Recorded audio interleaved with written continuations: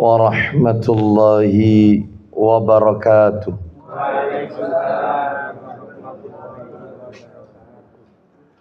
Alhamdulillah alladzi bi ni'matihi tatimmus shalihat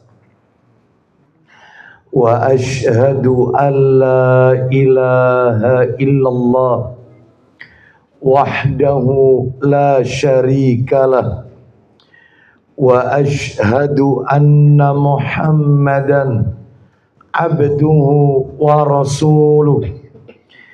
Ya ayyuhalladzina amanu taqullaha haqqa tuqatih wa la tamutunna illa wa antum muslimun, amma ba'du.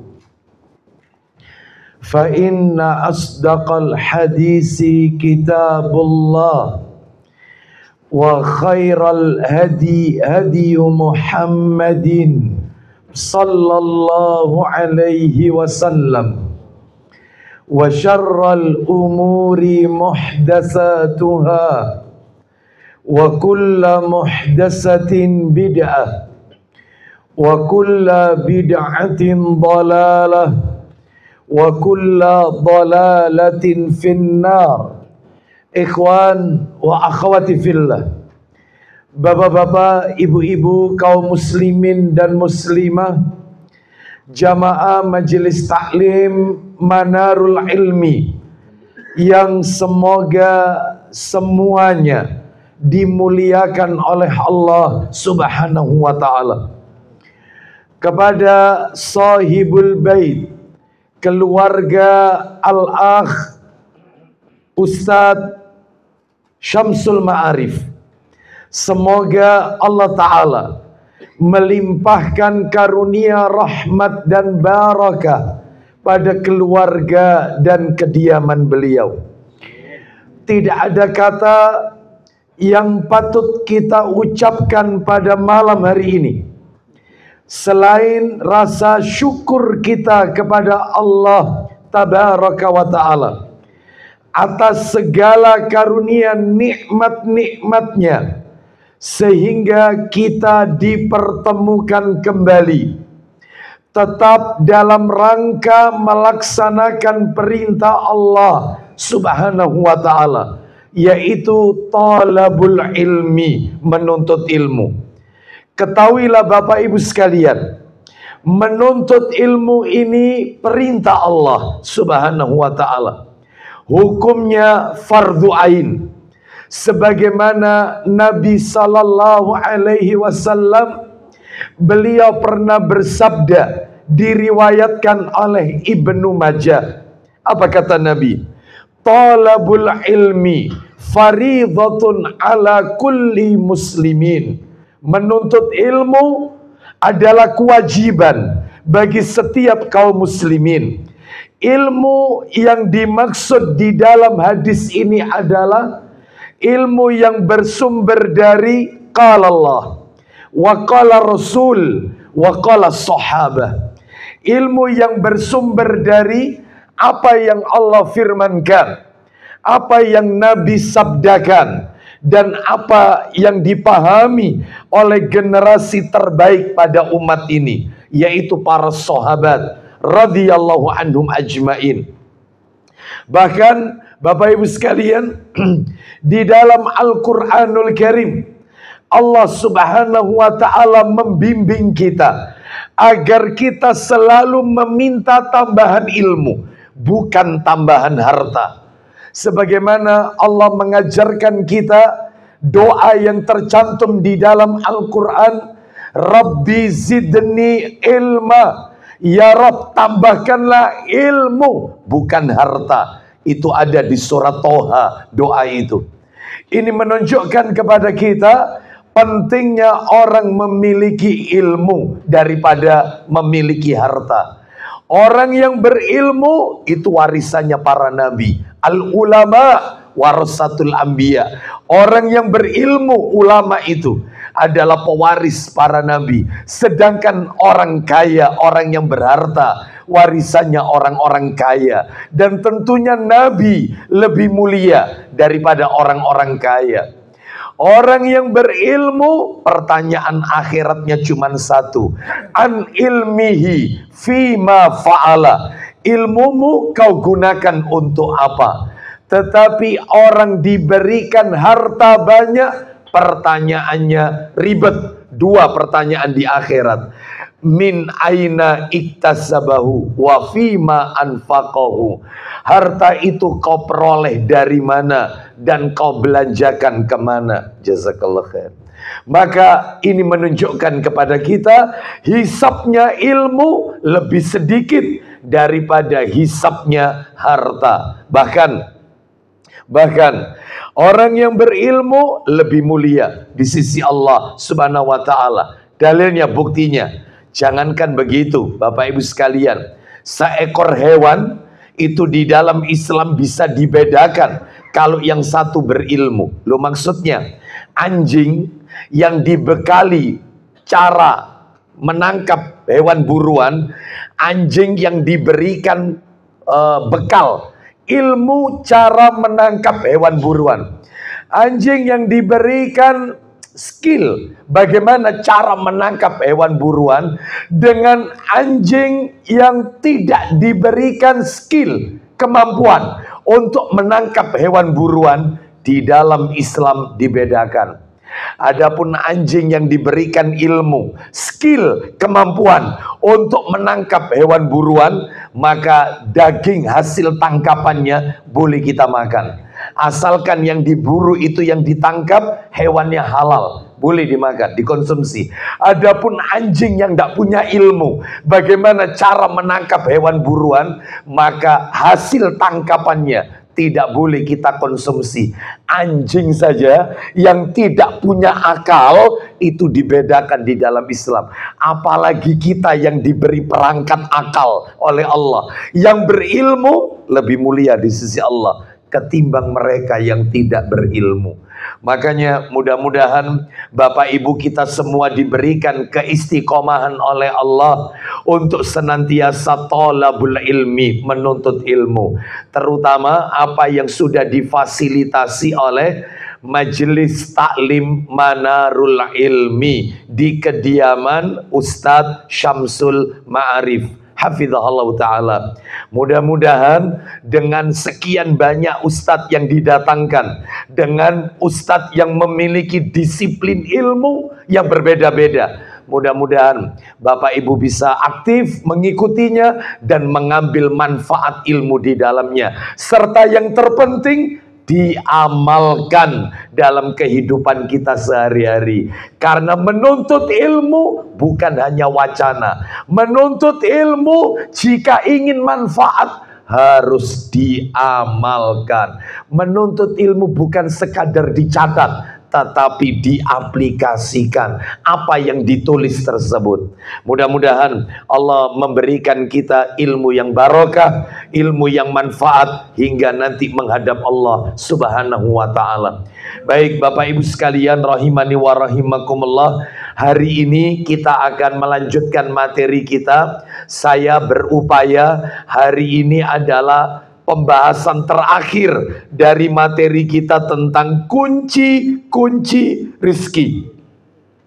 Mafatihur rizq, kunci-kunci rizki. Baik, mudah-mudahan ini adalah materi terakhir, sehingga harapannya jika Allah takdirkan kita bertemu kembali pada bulan depan, Kamis pekan ketiga, kita sudah membahas materi yang baru. Bahkan kalau nggak salah nanti kita carikan kitab yang ringan, yang kita bahas secara berkesinambungan ya, terus berurut terus setiap Kamis pekan ketiga. Baik, hari ini kita mampatkan saja materinya.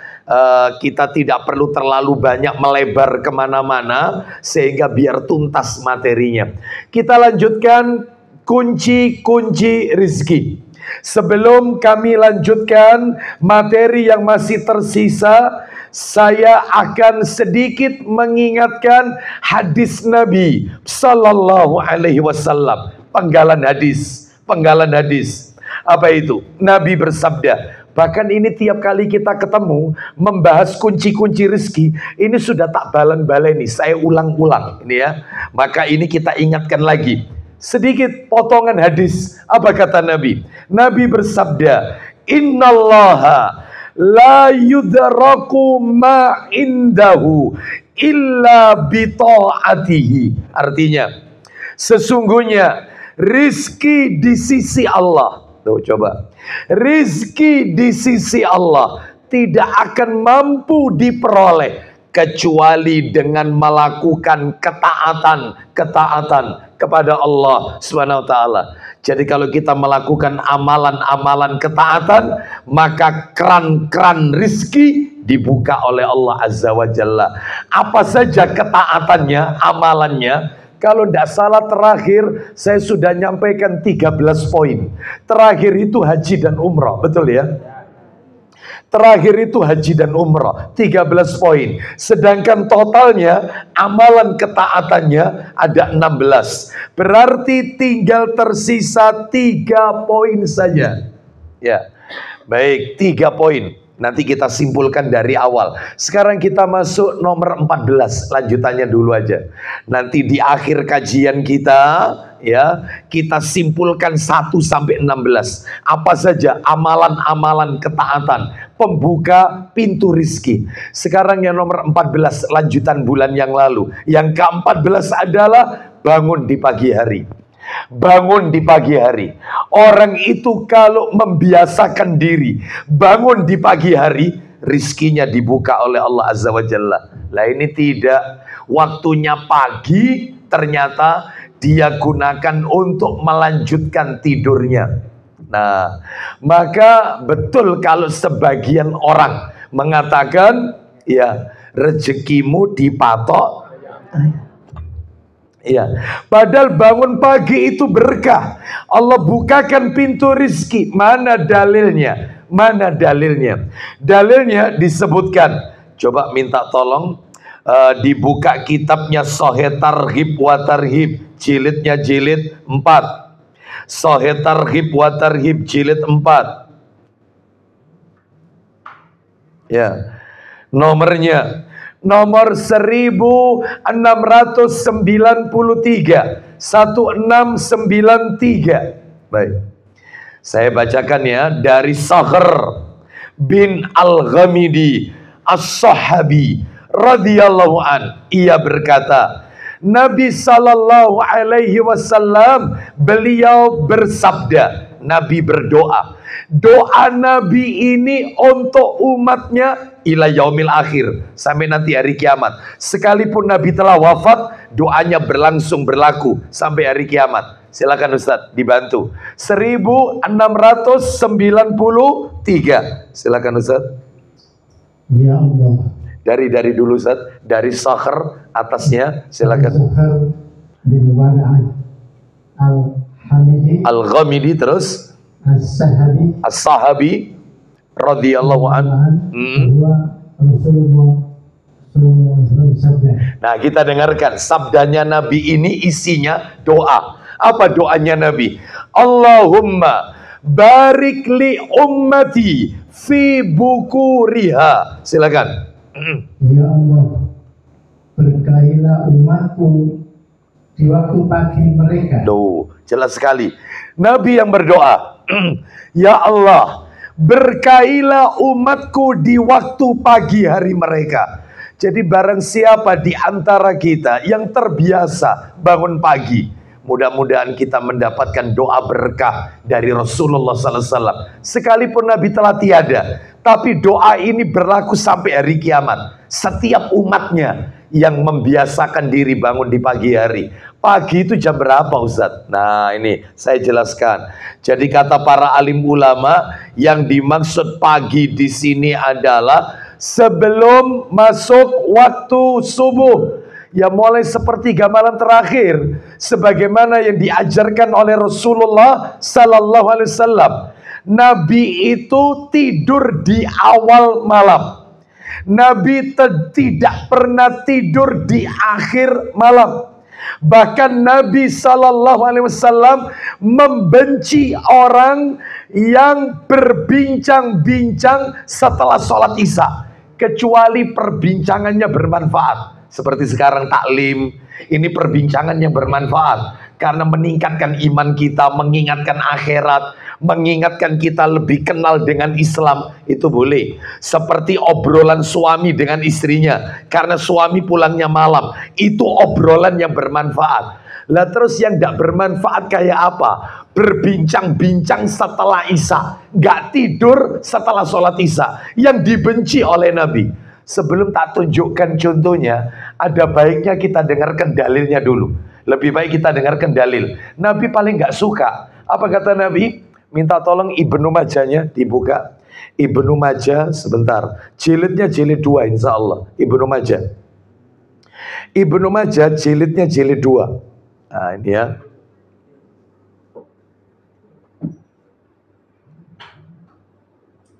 Ibnu Majah jilid 2. Nah, kita dengarkan di sini ya.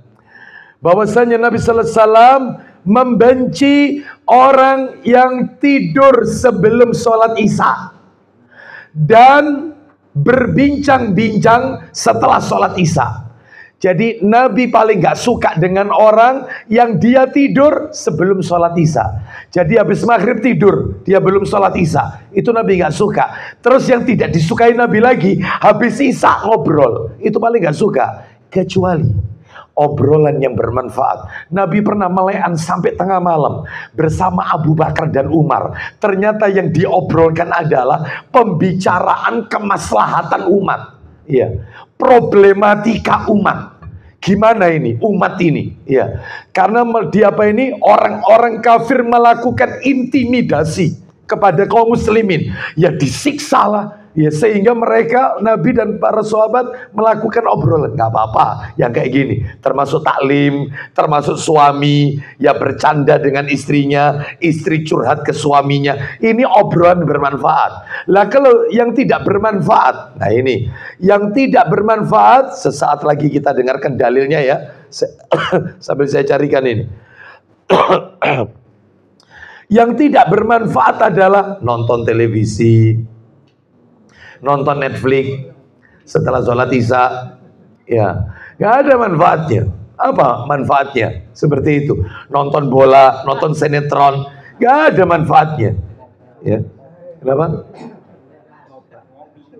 Ngopi ya, seperti itu. Nobar, ya, warkop, ya. Apa manfaatnya? Nggak ada manfaatnya. Sedangkan umur kita ini banyak yang terbuang untuk sesuatu yang bukan di jalan Allah. Maka jangan main-main, setiap kita pasti ditanya oleh Allah Subhanahu wa taala. Nah, termasuk diantaranya adalah misalnya obrolan seperti menggunjing-gunjingan, membicarakan aibnya orang, maka ini semua adalah tidak disukai. Ya. Mana ini dalilnya? Dalilnya adalah, silakan dibuka Ibnu Majah, nomornya nomor 500, jilid 1 bukan jilid 2. Nomor 581. Ibnu Majah nomor 581. Ibnu Majah 581. Kita dengarkan. Ya, Nabi membenci orang yang tidur sebelum sholat Isya dan berbincang-bincang setelah sholat Isya. Ya, silakan Ustaz. 581. Ya, kita dengarkan.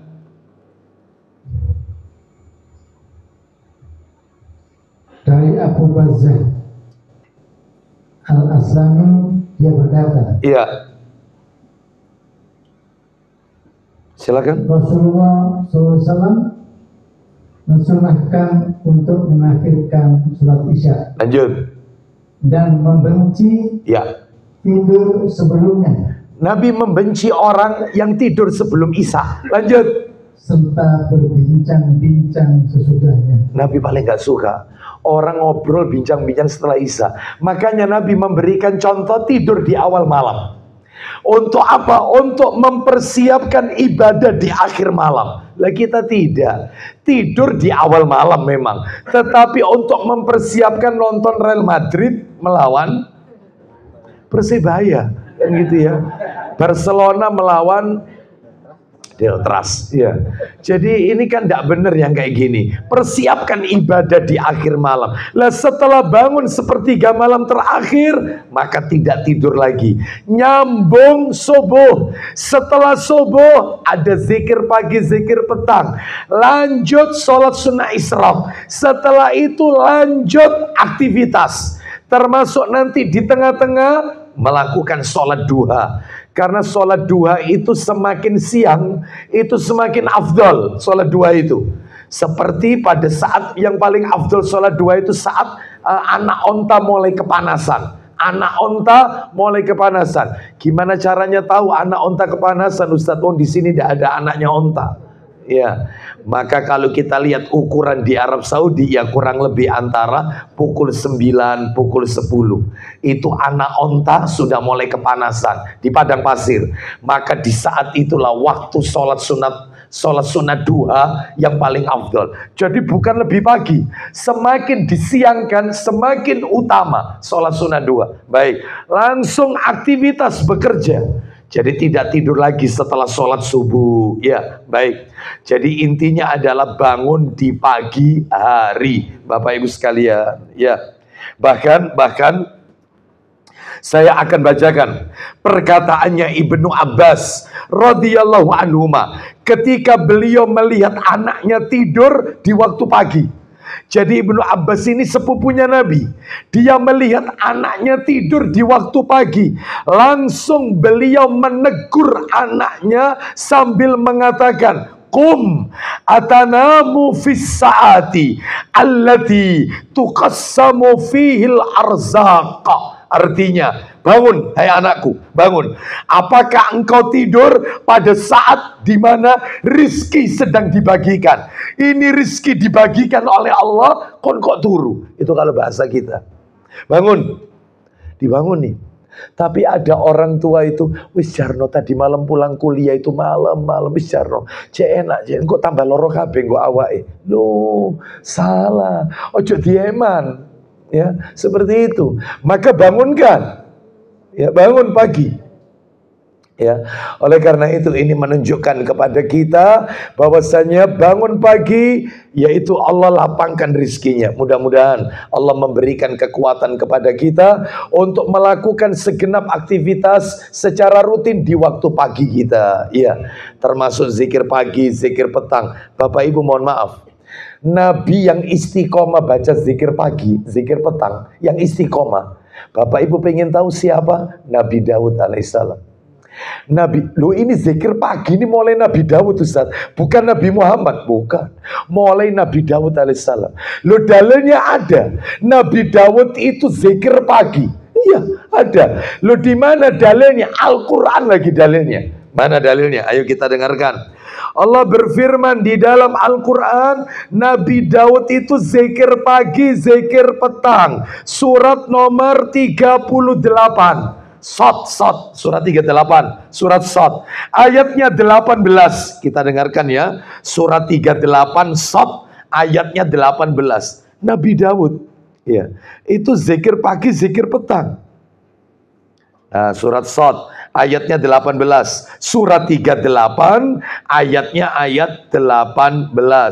Allah Ta'ala berfirman, mulai 17-nya dulu, mulai 17, supaya kita tahu Nabi siapa yang dimaksud ayat ini. Mulai 17, nanti intinya itu di 18-nya ayatnya. Kita dengarkan. Allah berfirman, surat Sot ayat 17 dulu dan 18. Ya, 17, 18 saja, silakan. Bersabarlah atas apa yang mereka katakan. Terus. Dan ingatlah akan hamba kami Daud. Daud yang mempunyai kekuatan. Sungguh dia sangat taat kepada Allah. Bapak Ibu sekalian, tidak ada orang yang kuat melakukan ibadah, kata Nabi sallallahu alaihi wasallam, kecuali Daud. Makanya orang kalau sudah puasa Daud, sehari puasa, sehari tidak, sehari puasa, sehari tidak, maka puasa yang lain minggir. nggak perlu Senin Kamis. Orang kalau sudah puasa Daud nggak perlu ayamul bid, nggak perlu Senin Kamis, nggak perlu yang lainnya. Karena ini sudah melebihi ini. Bayangkan setahun 365 hari. Puasa Daud sehari puasa, sehari tidak. Dibagi dua, berapa? 180-an. Kurang lebih 180 hari. Coba Anda hitung puasa yang lain. Senin Kamis itu sepekan 2 kali, sebulan 4 kali, 4 pekan. Berarti 2 kali 4 8. Wis 8. Ayamul bid ditambah sehari sebulan 3. 8 ditambah 3 berapa? 11. 11 ditambah itu berarti 11 berarti ya bulan. Berarti dikali 12 ketemu berapa? 132, betul. Itu untuk Senin Kamis sama ayamul bid 132. Ditambah 6 hari di bulan Syawal 138. Ditambah Asyura 9 dan 10 140. Ditambah lagi Arafah tanggal 9. Ya tanggal 9 Arafah sudah 141. Ditambah lagi apa lagi? Masih mengalahkan, masih kurang, jauh. Daud separuhnya. Orang kalau sudah puasa Daud minggir Senin Kamisnya, minggir. Kalah. Gak ada yang bisa menandingi. Allah sendiri yang memuji Nabi Daud alaihissalam, yang punya kekuatan ya untuk beribadah, taat kepada Allah Subhanahu wa taala. Ya, baik. Terus kemudian silakan Ustaz lanjut. Sungguh kamilah yang menundukkan gunung-gunung untuk bertasbih bersama Daud. Nah terus pada waktu pagi dan petang. Nah jelas Nabi Daud alaihissalam bertasbih pada pagi dan petang. Zikir pagi, zikir petang, gitu ya. Maka tentunya yang dibaca apa? Maka tentunya setiap nabi memiliki syariat yang berbeda-beda, ya. Syariatnya beda-beda. Entah apa yang dibaca, tapi yang jelas ini melakukan zikir pagi, zikir petang. Baik, kita lanjutkan. Sama seperti ketika di zaman Nabi Musa alaihissalam. Di zaman Nabi Musa alaihissalam, Bani Israel, orang itu kalau melakukan kesalahan, maka cara tobatnya adalah harus harakiri, bunuh diri. Itu cara tobatnya. Jadi mereka kalau melakukan kesalahan, maka kalau ingin tobat supaya tobatnya diterima, harus menghunuskan pedangnya ke tubuhnya, harus bunuh diri, baru diterima oleh Allah. Lo kepingin tahu ayatnya ada di Quran itu. Bahkan Allah sendiri mengatakan, dengan begitu tobatmu diterima. Itulah sebenar-benar tobat untuk kalian. Itu di zaman Musa. Tapi di zaman Nabi Muhammad SAW beda. Orang yang melakukan dosa besar cukup yaitu sholat sunat taubat, ya, berjanji untuk tidak diulangi kembali, maka tobatnya diterima, dosanya diampuni. Di zaman Nabi Musa alaihissalam, kalau ada seseorang yang pakaiannya terkena najis, maka yang terkena itu dipotong kainnya. Yang kena najis, ya, dipotong. Tetapi di zaman yaitu di mana Rasulullah SAW diutus, beda. Bagaimana caranya kalau pakaian terkena najis? Kalau misalnya ya dicuci. Tapi kalau itu misalnya bayi yang belum disapi, bayi laki-laki yang belum disapi, umurnya belum 2 tahun, bayi laki-laki, itu pakaian kita yang terkena najisnya bayi laki-laki yang belum disapi, cukup dipercikkan saja, langsung bisa dipakai sholat. Tapi kalau bayi perempuan sama-sama belum disapi, sama-sama umurnya belum mencapai 2 tahun, masih tergantung ASI, air susu ibunya, maka kalau bayi perempuan tetap diujat. Lah kalau misalnya sudah di atas 2 tahun, bayi laki-laki, bayi perempuan, maka hukumnya sama seperti bayi perempuan, sama dicuci, diujat. Yang beda itu kalau bayi laki-laki belum disapi, hanya diperciki aja, langsung dipakai sholat. Itu bedanya. Selama belum disapi lo ya, belum disapi, bisa membedakan ya. Bisa ya? bayi laki, bayi perempuan, sama-sama belum 2 tahun. Kalau bayi laki-laki diperjiki, kalau bayi perempuan diujak, usianya sama-sama di atas 2 tahun. Sudah, sama-sama ujak. Sudah. Bisa dipahami ya? Karena itu aturannya dari Nabi Sallallahu Alaihi Wasallam. Ini menunjukkan kepada kita bahwasanya syariat tiap Nabi itu berbeda-beda. Ya begitu juga sholat dan seterusnya. Kembali ke materi kita. Jadi usahakan kita bangun pagi ini dalam rangka untuk beribadah kepada Allah Subhanahu wa Ta'ala. Saya akan bacakan terakhir yang dikatakan oleh Ibnu Taimiyah. Saya nukil di dalam kitab Al-Wabilus Sayyib min Kalamit Thayyib halaman 63. Syekhul Islam Ibnu Taimiyah rahimahullah, beliau punya kebiasaan setelah sholat subuh duduk berzikir hingga pertengahan siang. Lalu beliau berkata, ini adalah kebiasaanku di pagi hari. Jika aku tidak berzikir seperti ini, maka hilang kekuatanku. Ya, ini kebiasaannya Ibnu Taimiyah rahimahullah. Baik, sekarang kita masuk amalan yang nomor 15. Lah ini yang agak panjang dikit, 15 ini. Agak panjang dikit. Apa itu? Kunci-kunci rizki nomor 15. Yang nomor 15 adalah menjalin silaturahim. Menjalin silaturahim. Ustadz, beda tak sama silaturahmi? Beda. Ada sebagian orang mengatakan sama. Silaturahmi itu ya silaturahim, silaturahim itu ya silaturahmi. Saya pribadi mengikuti pendapat ulama yang mengatakan beda.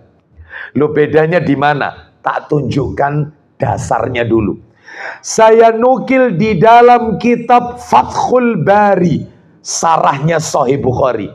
Jadi setiap kitab itu ada sarahnya. Syarah itu penjelas. Kalau Bukhari, sarahnya namanya Fathul Bari. Kalau Muslim, syarah Sahih Muslim ditulis oleh Imam An-Nawawi. Kalau Fathul Bari, Ibnu Hajar Al-Asqalani. Abu Dawud ada sarahnya, kitab Sunan Abu Dawud yang warna coklat itu. Itu hadisnya yang coklat itu. Itu ada penjelasannya. Namanya kitab Aunul Ma'bud. Tuh. Terus yang warna kuning di sana Tirmidzi, itu hadisnya, sarahnya ada penjelasannya, namanya Tuhfatul Ahwadi. Jadi hadis nomor 1, hadis ini berbicara tentang apa, munculnya hadis ini, kronologisnya gimana. Itu kalau apal, insya Allah jadi ustadz. Keren itu ya. Itu harus punya kitab penjelasnya, kitab pendukung. Jadi hadisnya punya, penjelasnya punya. Ya, hadis ini maknanya apa, cara menerapkannya bagaimana. Lah itu syarahnya, sarahnya. Setiap kitab ada sarahnya. Nah ini saya bacakan, yaitu disebutkan dalam kitab Fathul Bari di juz 10 halaman 508. Ternyata kata Ibnu Hajar Al-Asqalani rahimahullah, beliau mengatakan silaturahim itu kalau ditulis roknya di fathah, rok, haknya di kasroh, hak, hi, mimnya yang disukun dimatikan, rohim, silaturahim. Itu artinya menjalin hubungan yang ada kaitannya dengan darah, nasab, garis keturunan, atau karena sebab perkawinan, besanan, itu silaturahim. Mantu sama mertua, silaturahim. Antar besan, atau karena sebab persusuan, mungkin dia pernah disusui, itu silaturahim. Roknya di fathah, haknya di kasrah, mimnya disukun, rohim, silaturahim yang ada kaitannya dengan nasab, keturunan. Baik. Tapi kalau roknya di fathah, roh, haknya disukun, roh, mimnya yang di kasroh, mi, rohmi, silaturahmi, menjalin hubungan yang tidak ada kaitannya dengan nasab. Seperti saya dengan panjenengan, kita tidak ada ikatan nasab, nggak ada. Kekerabatan nggak ada. Sisi, betul tak? Nggak ada di sini. Keluarga saya kan, ya, nggak ada. Persusuan apalagi, ikatan perkawinan nggak ada. Ya, maka silaturahmi atau silaturrohmi. Tapi kalau yang rohim itu yang ada kaitannya dengan nasab. Lah ini Ustadz, yang dimaksud yang bisa membuka pintu rizki ini yang rohmi atau rohim. Rohim yang ada kaitannya dengan nasab. Mana dalilnya? Dalil. Saya tunjukkan dalil. Mana dalil yang menunjukkan silaturahim akan menambah rizki, pintu-pintu rizki. Dalilnya, minta tolong Ustadz Samsul, Sahih Targhib jilid 5-nya dibuka, jilid 5. Lah nanti rata-rata kebanyakan di situ. Jilid 5-nya dibantu. Nomornya, Bapak Ibu sekalian, nomornya 2520 2520. Saya akan bacakan teksnya. Silakan Ustadz dibaca dulu terjemahannya. Dari mana itu hadisnya Ustadz? 2520 Ustadz. Tafadhal. Dari Abu Hurairah radhiyallahu anhu, ia menuturkan, saya telah mendengar Rasulullah SAW bersabda, Man sarrahu an yubsata lahu fi rizqihi wa an yunassa lahu fi asarihi falyasil rahimahu. Tuh jelas sekali. Silakan. Barang siapa yang suka agar rizkinya dilapangkan baginya, siapa yang pengen rizkinya dilapangkan, terus dan ditangguhkan baginya ajalnya ditangguhkan. Apa tipsnya Ustaz? Lanjut. Maka hendaklah ia menyambung hubungan kekeluargaannya. Duh, jelas sekali. Ya, silaturahim. Ustadz, kemarin ada yang tanya, pinter, pertanyaannya bagus. Ustadz, bukankah umur itu sudah ditulis, Ustadz? Katanya sang jabang bayi ketika berada dalam kandungan seorang ibu, usia kandungan 4 bulan 10 hari, saat ruh ditiupkan, katanya sudah ditulis Ustadz, ajalnya, kapan matinya, rizkinya, judunya. Lah terus ini tadi kok saya dengarkan, siapa yang ingin rizkinya dilapangkan, jarine rizki wis ditulis, usianya, ajalnya ditangguhkan, katanya ajal sudah ditulis. Ya apa? Kok kayaknya ada benang merahnya? Kok kontradiktif? Enggak kontradiktif. Enggak. Lah terus gimana Ustaz? Begini Bapak Ibu. Saya kalau tidak salah pernah di majelis ini menyampaikan tentang takdir. Kalau nggak salah pernah. Takdir itu Bapak Ibu dibagi 4. Ada 4 macam takdir. Yang ringkas saja biar nggak panjang-panjang. Sebenarnya ini ada dalilnya semua. Ini cuma sekedar tahu aja. Takdir itu ada 4. Yang pertama namanya takdir azali. Takdir azali. Apa itu takdir azali? Takdir azali itu adalah penetapan Allah 50.000 tahun sebelum Allah menciptakan langit dan bumi. Jadi langit dan bumi belum tercipta, 50.000 tahun sebelumnya Allah sudah menetapkan sampai kiamat. Hari ini ikan-ikan besar di lautan berapa jumlahnya, daun-daun yang berguguran dari tangkainya hari ini berapa, wis ketulis kabeh. Besok kita bakal pakai baju apa, siapa penghuni surga, siapa yang bakal masuk neraka, tertulis lengkap dan tersimpan di Lauhul Mahfud. Lauhul Mahfud 50.000 tahun sebelum menciptakan langit dan bumi. Jodoh kita siapa, anak kita, nanti cucu kita, buyut kita, bakalnya siapa, sak namanya, lengkap sampai kiamat, tertulis. Allah perintahkan kepada kolam, tulis. Kolam berkata, apa yang aku harus tulis? Semua yang aku tetapkan sampai kiamat. Sak penghuni surga, penghuni neraka. Lalu Sudah itu namanya takdir azali. Azali. Terus Ustaz, nomor 2, takdir umri. Penetapan Allah ketika sang jabang bayi ada dalam kandungan. Judunya, rizkinya, ajalnya, meninggalnya kapan. Itu penetapan.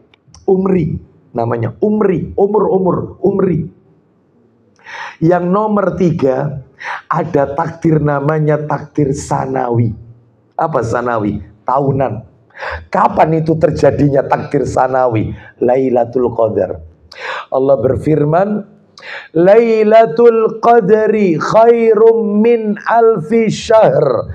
Lailatul Qadar itu lebih baik daripada 1000 bulan. Tanazzalul malaikatu warruhu fiha biidzani rabbi min kulli amr. Saat malam itu, malam Qadar, Lailatul Qadar, malaikat Jibril turun. Seluruh malaikat turun termasuk Jibril, menetapkan urusan manusia sampai setahun depan, tahun depannya.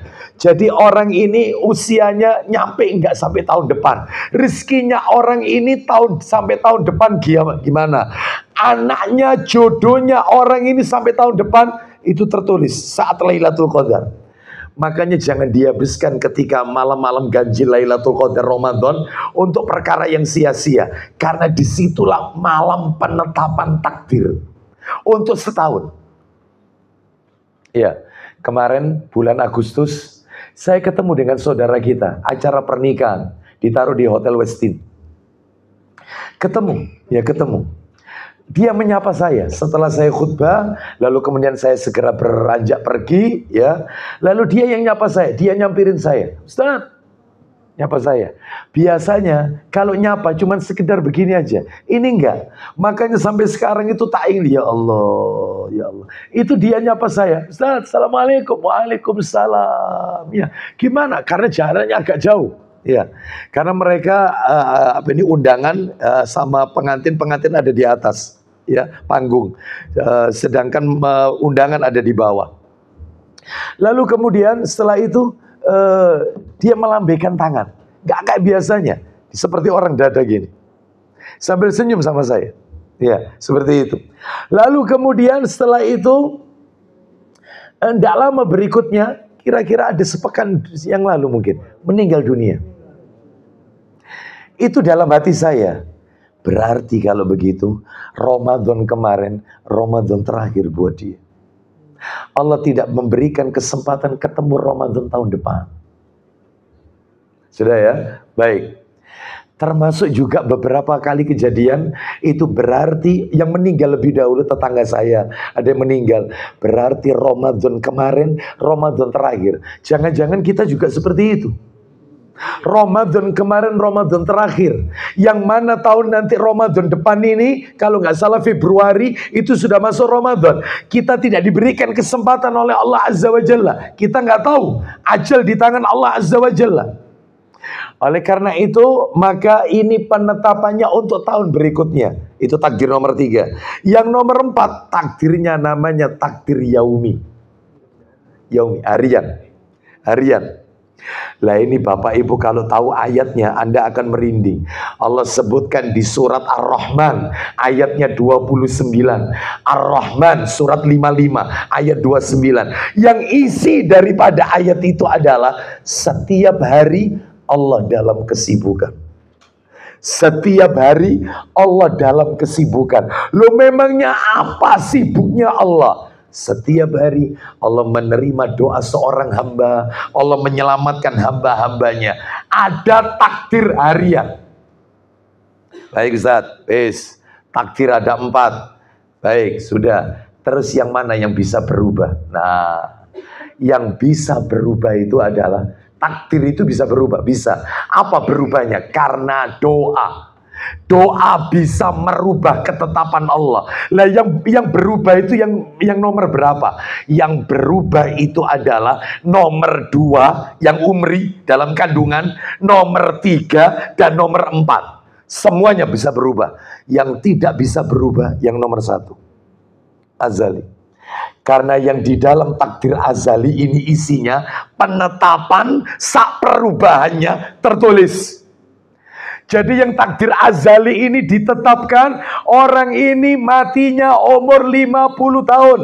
Ternyata orang ini rajin silaturahim sehingga matinya menjadi 70 tahun karena rajin silaturahim. Umur 50 tertulis rajin silaturahim, tertulis matinya bakal 70 tahun usianya, tertulis penetapan sak perubahannya, tertulis gak bisa berubah, azali. Berarti maksudnya Pak Ustadz yang nomor 2, nomor 3, nomor 4 ini pretelannya, protolannya yang azali. Iya, protolannya. Ustadz ada qadha, ada qadar. Itu yang mana ini? Yang nomor 1 itu qadha, 2, 3, 4 qadar. Qadha nggak bisa berubah, qadar bisa berubah. Takdir. Berubahnya dengan doa. Saya mau tanya, ada di antara kita yang tahu besok kita bakal apa yang menimpa kita ada? Ada. Nggak ada. Bisa jadi orang itu ditetapkan. Orang ini tanggal 19 September hari Jumat, pukulnya setelah sholat Jumat, orang ini kena musibah. Ternyata tadi sore atau besok pagi orang itu baca doa, Allahumma inni as'alukal afiyata fid dunya wal akhirah. Ya Allah, aku mohon kepadamu keselamatan dunia akhirat. Allahumma inni as'alukal afwa wal afiyata fi dini wa dunyaya wa ahli wa mali. Ya Allah, aku mohon kepadamu pintu maaf.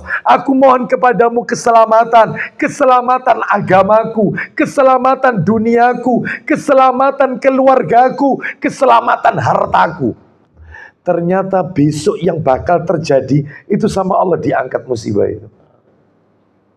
Kita nggak tahu.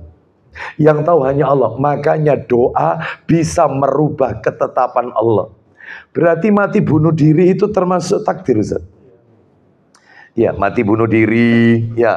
Terus kemudian apa ini orang melakukan maksiat, ya. Seperti itu. Apakah itu takdir? Maka jawabannya adalah semua yang baik-baik katakan dari Allah. Semua yang jelek-jelek salahkan dirimu sendiri. Karena Allah itu tidak memaksa kita. Apa kata Allah surat Al-Kahfi? Faman syaa falyu'min wa man syaa falyakfur. Siapa yang mau beriman, monggo. Siapa yang mau jadi kafir, monggo. Ini jalan keselamatan, ini jalan kesesatan. Ini jalan ke surga, ini jalan ke neraka. Lah kok kamu pilih jalan ke neraka? Ya salahmu dewe. Allah tidak memaksa hambanya. Berarti kalau gitu mati bunuh diri tidak boleh menyalahkan takdirnya Allah. Anda, kenapa Anda mengambil opsi mengakhiri hidup dengan menzalimi diri sendiri? Kenapa tidak mengambil opsi yang lain? Kenapa Anda mengambil opsi bercerai daripada mempertahankan rumah tangga? Cerai balak-balik, gak bisa.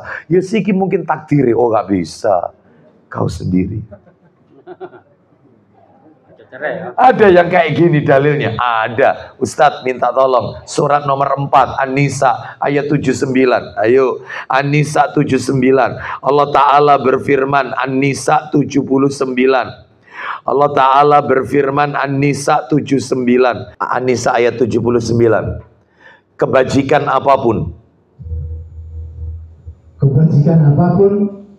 yang kamu peroleh adalah dari sisi Allah. Itu kalau kebaikan dari Allah, datang dari Allah. Terus kalau keburukan, dan keburukan apapun yang menimpamu itu dari kesalahan dirimu sendiri. Tuh jelas, jangan nyalahkan Allah, salahkan dirimu sendiri yang jelek-jelek. Ya, baik, kembali ke materi kita. Berarti Bapak Ibu sekalian, berarti umur ini bisa berubah, bisa.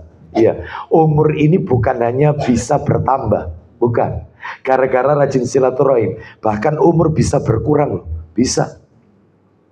Mana dalilnya kalau umur bisa berkurang? Bapak Ibu sekalian, Disebutkan dalam riwayat Tirmidzi, kalau nggak salah nomornya Tirmidzi, kalau nggak salah nomor 3000 sekian, jilid 3 itu. Jadi ceritanya ketika Nabi Daud alaihissalam, ya, ketika Nabi Adam, mohon maaf bukan Nabi Daud, Nabi Adam alaihissalam diciptakan oleh Allah Azza wa Jalla.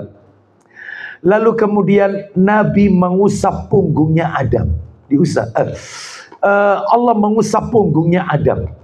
Ketika Nabi Adam diciptakan Allah, Allah mengusap punggungnya Adam. Maka saat itulah Nabi Adam alaihissalam melihat semua keturunannya sampai yang terakhir. Lalu Nabi Adam bertanya, siapa mereka ini ya Allah? Sekian banyak manusia, inilah nanti keturunanmu. Terus Nabi Adam melihat ada salah satu keturunannya di antara dua matanya mengeluarkan kilatan cahaya. Di antara dua matanya, kilatan cahaya. Siapakah dia? Dia adalah keturunanmu, namanya Daud. Namanya Daud. Sudah ya? Terus Nabi Adam bertanya, berapa umur yang kau berikan kepada dia ya Allah? 60 tahun. Lalu Nabi Adam berkata, ya Allah, ambillah 40 tahun dari umurku, berikan kepada Daud. Ambil umurku 40, berikan kepada Daud alaihissalam. Berarti umurnya Adam berkurang tidak? Berkurang. Sedangkan umurnya Nabi Daud alaihissalam bertambah apa berkurang? Sehingga menjadi berapa umurnya Daud? 100. Ketika malakul maut datang untuk menjemput Adam, mengambil ruhnya Adam, apa kata Nabi Adam alaihissalam? Kenapa kau datang terlalu cepat? Bukankah umurku masih sisa 40 tahun? Katanya malakul maut, bukankah yang 40 tahun itu sudah kau berikan kepada Daud? Saat itulah Adam mengingkarinya, maka anak keturunannya suka mengingkari. Semenjak itulah Adam lupa kalau itu sudah diberikan, maka anak keturunannya pun juga suka lalian, lupa. Ya, ceritanya begitu, itu ceritanya. Berarti umur bisa bertambah, bisa berkurang. Hadis itu disahihkan oleh Syekh Albani rahimahullah dalam kitab Sunan Tirmidzi. Ya, nomornya 3000-an sekian. Baik. Berarti umur itu bisa bertambah. Makanya orang kalau rajin silaturahim, umurnya ditambah, rizkinya dilapangkan, ajalnya ditunda. Maka yang rajin silaturahim jangan kepaten obor, ya. Baik, sekarang saya akan tunjukkan sedikit, mumpung ini ketemu, saya akan tunjukkan dampak buruknya orang kalau suka mutus silaturahim. Apa dampak buruknya orang itu kalau suka kepaten obor, rebut saduluran, mutus silaturahim, keluarga ya, karib kerabat. Apa dampaknya? Dampak yang paling mengerikan Bapak Ibu sekalian, yang paling mengerikan adalah amalannya tidak diterima oleh Allah Azza wa Jalla. Orang mutus silaturahim, Anda meskipun tiap hari hatam Quran, umroh tiap bulan. Apa bisa Ustaz umroh tiap bulan? Ya bisalah kalau dikasih kelapangan rizki. Mudah-mudahan kita termasuk di dalamnya. Ya. Ini umroh tiap bulan, haji tiap tahun. Apa ya ada Ustaz haji tiap tahun? Ada mutawifnya, ya, pembimbingnya. Ya, ini ya Allah luar biasa. Sholat tahajud, ya, sodakonya miliaran. Ternyata tidak satu pun diterima. Kenapa? Ribut saduluran, tidak diterima.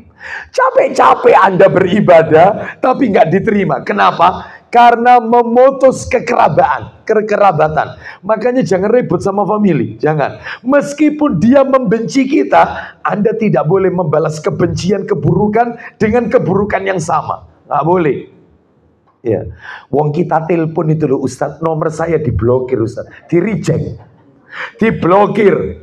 Sudah, saya datang ke rumahnya, pintu rumahnya tertutup. Dia punya acara, saya tidak pernah diundang. Saya kebetulan punya hajat, saya undang dia, dia tidak mau datang. Ketemu di tempat acara, pura-pura tidak lihat saya. Saya salam tidak dijawab, melengos.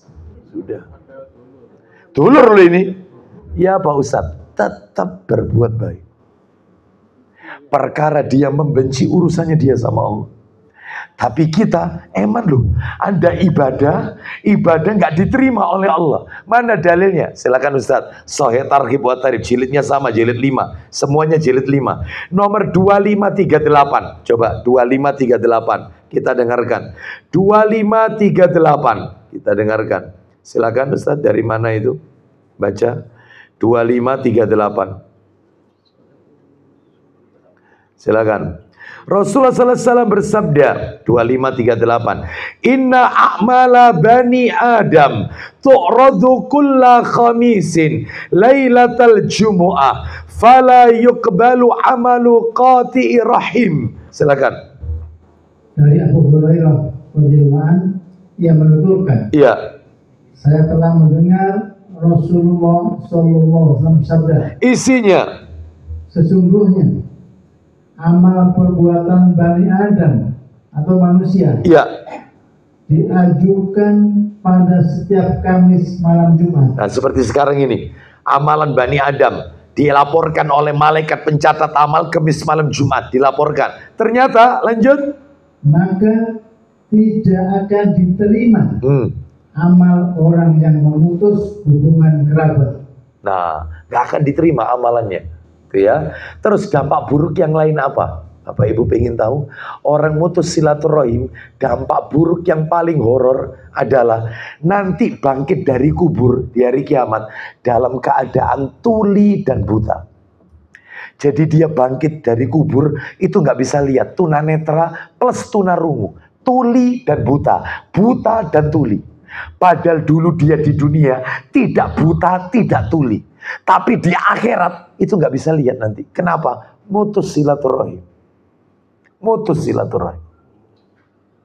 Oh, bahaya ini. Di mana ini dalilnya? Surat Muhammad ada di Quran. Surat nomor 47, ayatnya 22 dan 23. Kita dengarkan murotalnya. Surat nomor 47 Muhammad ayat 22 dan 23. Ustaz, silakan. Maka apakah sekiranya kamu berkuasa, kamu akan berbuat kerusakan di bumi, terus dan biasanya memutuskan hubungan kekeluargaan. Gimana Ustadz orang yang suka mutus hubungan kekeluargaan? Gimana itu? Silakan. Mereka itulah orang-orang yang dikutuk Allah. Selain dilaknat, dikutuk, silakan. Lalu dibuat tuli pendengarannya dan dibutakan penglihatannya. Tuh. Sampai kayak gitu, dibutakan. Ya, dan yang lebih menohok lagi adalah terakhir, dampak buruknya orang suka mutus silaturahim, azabnya disegerakan. Jadi azabnya tidak ditunda oleh Allah, dibayar kontan azabnya.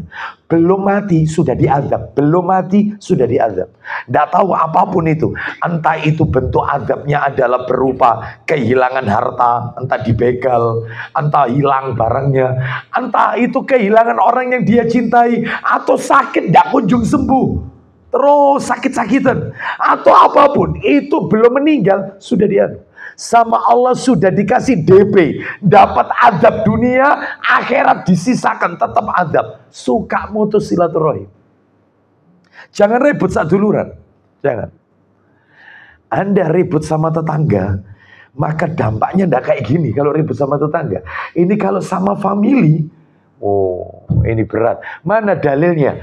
Disegerakan azabnya, disegerakan. Coba dibuka Ustadz, Sahih Targhib wa Tarhib nomor 2537, 2537, 2537, jilid 5 tadi ya, 25 dari Abu Bakrah radhiyallahu an. Rasulullah SAW bersabda, "Ma min dzambin ajdaru an yu'ajjilallahu li sahibil uqubata fid dunya ma'a ma yaddakhiru lahu fil akhirah minal baghi wa qati'atir rahim." Silakan.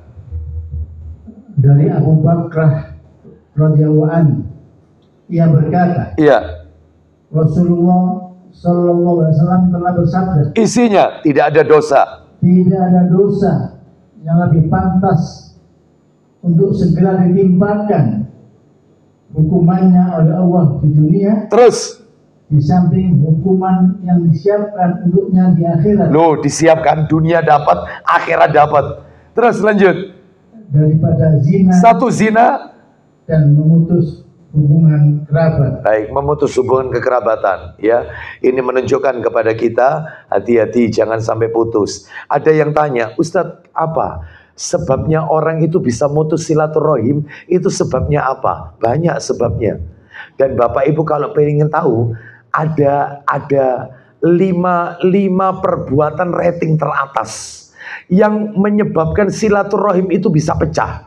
5 perbuatan rating teratas, ratingnya tertinggi. Apa itu? 1, penyebab yang paling utama ini. Paling utama adalah, penyebab yang paling utama adalah warisan. Warisan. Warisan itu pemicu retaknya silaturahim. Betul atau tidak? Waris. Ya, waris. Nah, itu ya, baik. Terus kemudian selain waris apa? Jadi waris yang tidak segera dibagi. Hati-hati. Kemarin saya didatangi oleh seseorang, Ustadz, ibu saya ini meninggal, Ustadz. Ayah saya sudah meninggal duluan, Ustadz, berapa tahun yang lalu. Terus ibu meninggal. Lah ini kakak saya itu satu saudara 3 orang, Ustadz. Laki 2, perempuan 1. Laki 2, perempuan 1. Lah ini kakak saya yang nomor 1, ini kekeh, wis iki peninggalane ibu, ojo didol. Ya, jangan dijual. Ya, kenapa? Ini rumah kenangan kita. Kita ini semua lahir di rumah ini. Wis salah kon-kon kabeh lak padha soge kabeh ya. Wis iki gawe buat rumah apa itu kalau rumah singgah, jujukan. Gadang apa rumah? Apa itu kalau orang apa? Sulawesi atau apa ya? Ya orang Padang. Itu bilangnya rumah, ya rumah jujukan lah seperti itu ya. Rumah kenangan. Banyak kenangan manis bersama orang tua kita. Kita mulai kecil lahir di sini. Wis salah, wong kamu sudah kaya. Aku ya wis alhamdulillah. Terus satunya adiknya juga gitu. Juga sudah mampu. Oh, ini zalim loh ini. Sedangkan ini harus dibagi. Jangankan begitu nunggu ibunya. Ketika bapaknya mati, mestinya itu segera dibagi. Loh kalau dibagi ibu ikut siapa? Loh salah Anda. Kalau itu ibunya wis salah nak kon kok ribut warisan. Ibu seorip gak boleh. Tidak boleh. Saya bukan ngemis. Ini hak saya. Itu anak kalau nuntut sama ibunya, Bu, bapak wis mati, Bu. Iki peninggalan bapak. Ini saya ndak minta sama ibu, gak ngemis. Hakku dok ini. Boleh, itu bukan anak durhaka. Yang zalim itu ibunya. Terus dicekli terus. Wis salah nak, lawang ibu seorang kokon terus iri-iri. Loh, bukan. Jadi kayak ngemis, bukan ngemis. Itu haknya. Itu. Sebab nggak boleh. Ada nggak yang model kayak gini? Banyak. Dibagi dulu. Bagi nanti setelah itu nanti uangnya ibu belikan rumah lagi untuk tempat tinggalnya. Nanti ibu meninggal waris lagi. Gitu mestinya. Jangan kemudian dipertahankan. Loh kasihan yang lain, bodoh ini yang lain. Ini bukan minta, saya ndak ngemis. Hak saya ada di sini. Itu. Ya, soke ndak soke haknya harus diminta itu, ya. Baik, perkara nanti dia ndak mau, biasanya ndak mau itu karena gak ketok duit.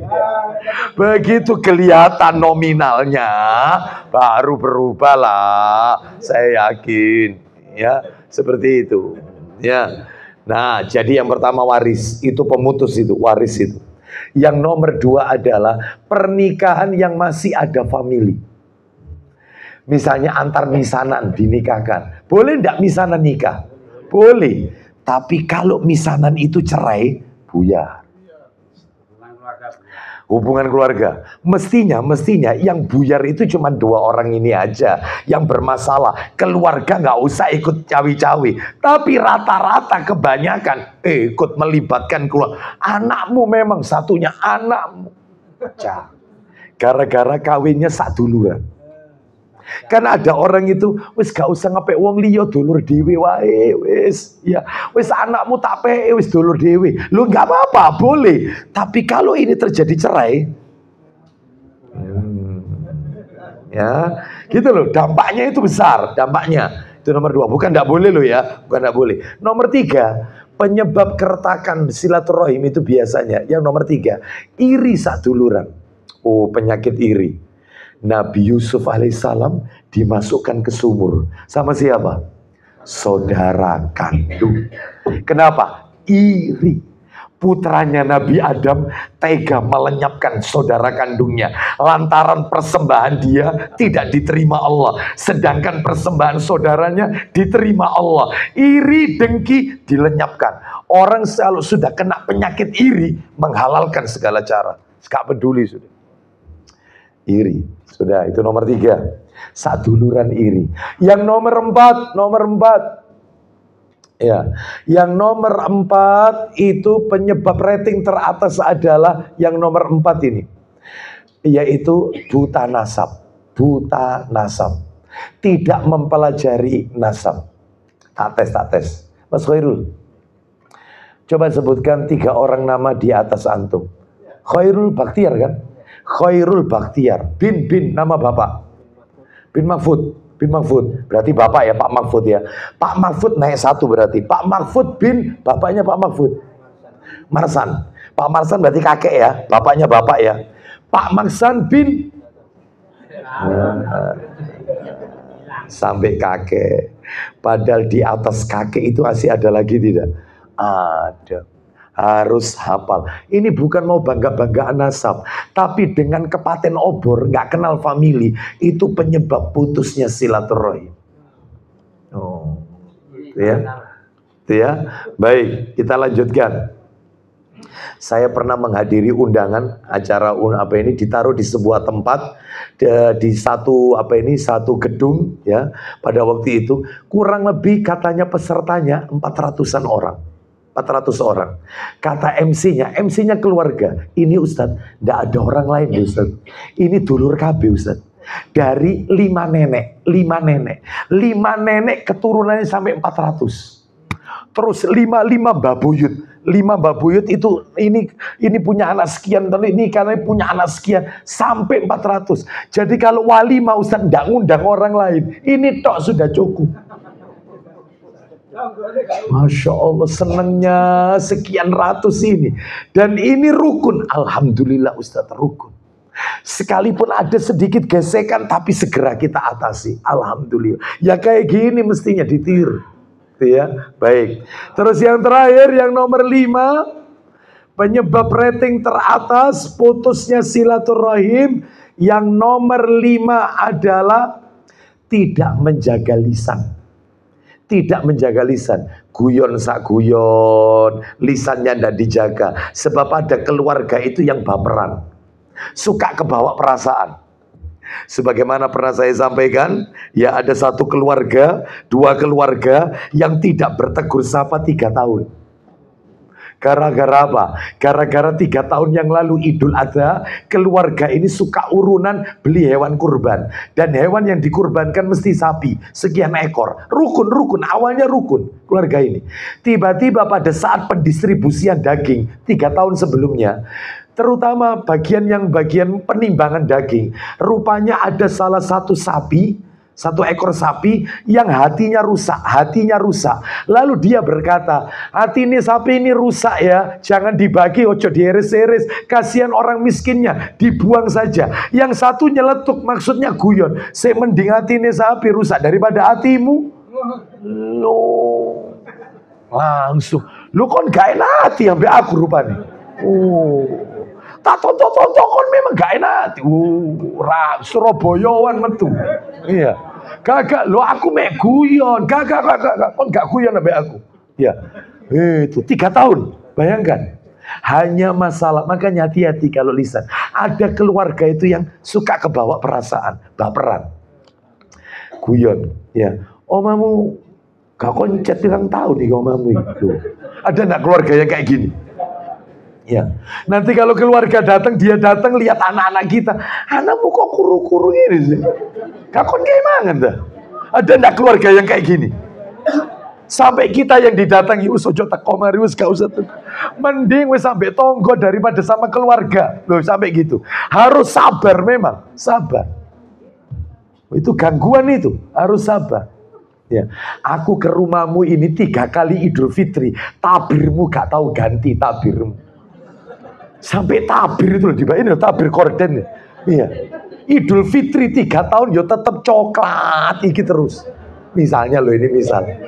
Iya. Itu jangan, ya mestinya nggak boleh, hati-hati. Sebab ada keluarga itu yang baperan, ya seperti itu. Baik, wallahu alam wa bisawab. Dan masih banyak sebenarnya penyebab keretakan silaturahim. Terakhir, sekarang silaturahim sudah 16. Penutup 16. Kunci-kunci rezeki, amalan nomor 16.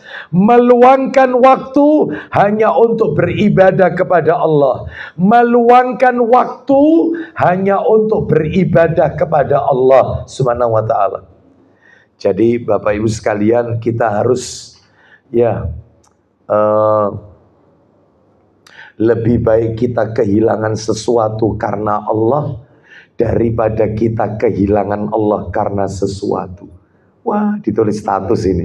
Status ini ya. Lebih baik kita kehilangan sesuatu karena Allah daripada kita kehilangan Allah karena sesuatu. Harus diluangkan waktu untuk Allah. Taklim, waktunya taklim untuk ilmu. Tinggalkan semua aktivitas. Ya. Maka pusatkan untuk ilmu ini sepekan sekali. Yaitu di Maranul Ilmi, tiap hari Kamis kan, seperti itu. Luangkan waktu. Nanti di majelis taklim yang lain ada apa lagi, bahas kitab apa lagi. Luangkan waktu. Sebab dengan seperti itu Allah akan memberikan rizki kepada kita. Mana dalilnya? Dalil. Ayo dibuka Sahih Targhib wa Tarhib. Nomornya jilid-jilidnya jilid 6, Ustaz. Jilid 6. Meluangkan waktu hanya untuk beribadah kepada Allah. Jilid 6, nomornya 3165. Jilid 6. Sahih Targhib wa Tarhib 3165. Silakan kita dengarkan. 3165.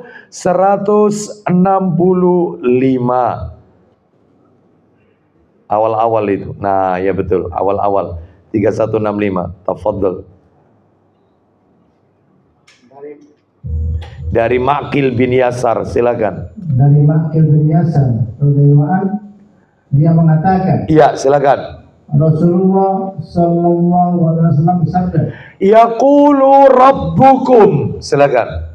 Rabb kalian berfirman. Berarti hadis qudsi ini, kalau ada Rasulullah bersabda terus Allah berfirman, hadis qudsi. Apa? Firman Allah, ya bani Adam, silakan. Wahai bani Adam, tafarragh, silakan.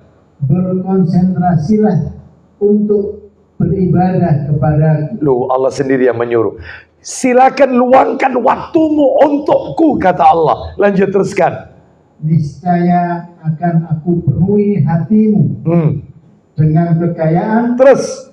Dan aku penuhi tanganmu dengan rizki. Duh, aku penuhi hatimu dengan kekayaan dan tanganmu dengan rizki. Lanjut, teruskan. Wahai Bani Adam, lanjut.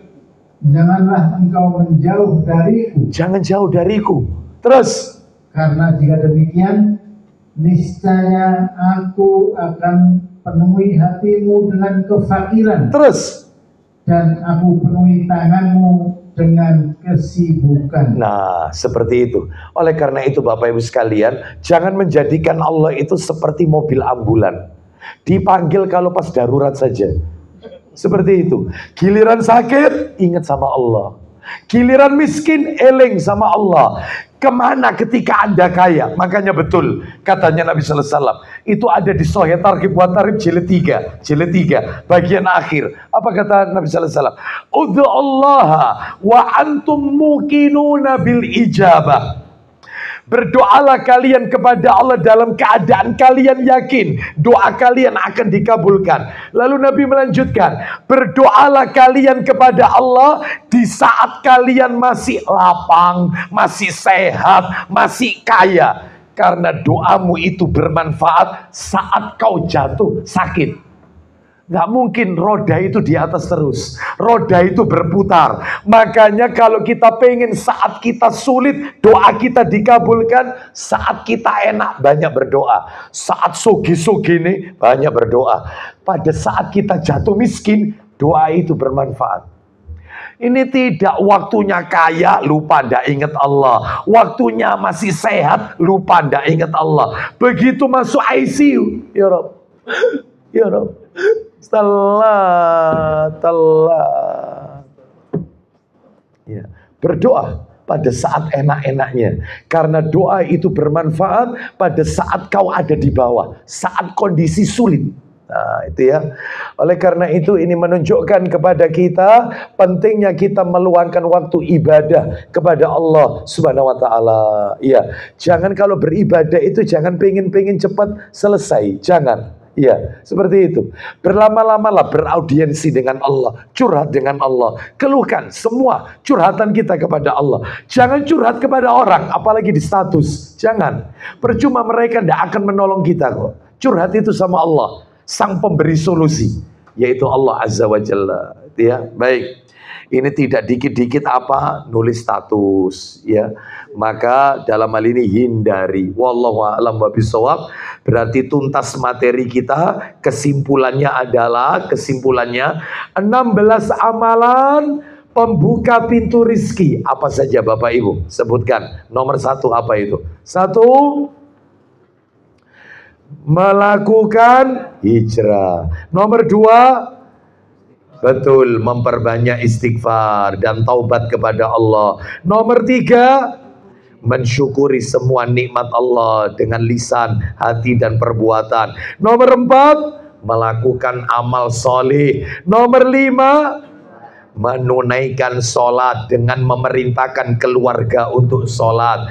Nomor 6, menikah. Nomor 7, bekerja keras dan tidak malas. Enggak. Nomor 8, gemar berinfak. 9, bertakwa kepada Allah Subhanahu wa taala. 10, tawakal kepada Allah. 11, istiqomah, tegar di atas agama Allah. 12, memberi nafkah kepada orang yang sepenuhnya menuntut ilmu syar'i. Ya, 13, menunaikan haji dan umroh. 14, bangun di pagi hari. 15, menjalin silaturahim. Terakhir 16, meluangkan waktu hanya untuk beribadah kepada Allah Subhanahu wa taala. Baik, Bapak Ibu sekalian rahimani wa rahimakumullah, itulah tuntas materi kita kunci-kunci rezeki.